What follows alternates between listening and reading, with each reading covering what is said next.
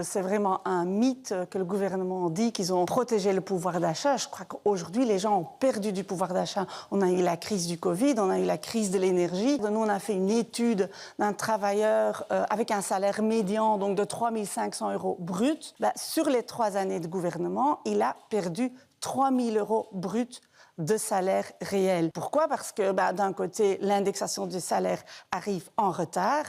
Quand elle arrive au 1er janvier et que toute l'année les prix ont augmenté, la personne, elle ne récupère plus. Et deuxièmement, c'est incomplet. Et troisièmement, on a en Belgique une loi qui bloque les salaires. C'est fou. On est dans un pays où les 4 grandes banques, elles ont fait 6 milliards d'euros de bénéfices. Les entreprises du Belvin se portent super bien. Il ne faut pas citer les chiffres que Engie a fait en bénéfices. Et on voit que ce n'est pas redistribué. Mais un des moyens de redistribuer, c'est par exemple que les travailleurs qui travaillent dans le privé puissent avoir des augmentations de salaire. Mais ça, en Belgique, il y a une loi qui bloque ça. Et ça a été 0% pour les deux années qui suivent. Et donc, effectivement, je crois que tout le monde le ressent. On ne fait plus la même chose avec notre salaire. L'augmentation des prix est énorme. Voilà, ça a été dit, mais le Gouda, par exemple, a doublé de prix sur 2 ans. Nos salaires n'ont pas doublé de prix. Donc, je crois que tout le monde le ressent. Et ce qu'il y a aussi, c'est que c'est quand même injuste que sur notre nourriture, nous payons 6% de TVA. Donc, on paye une taxe sur notre ticket des caisses. Et donc, on sait que cette taxe à la consommation, c'est justement les gens avec des petits revenus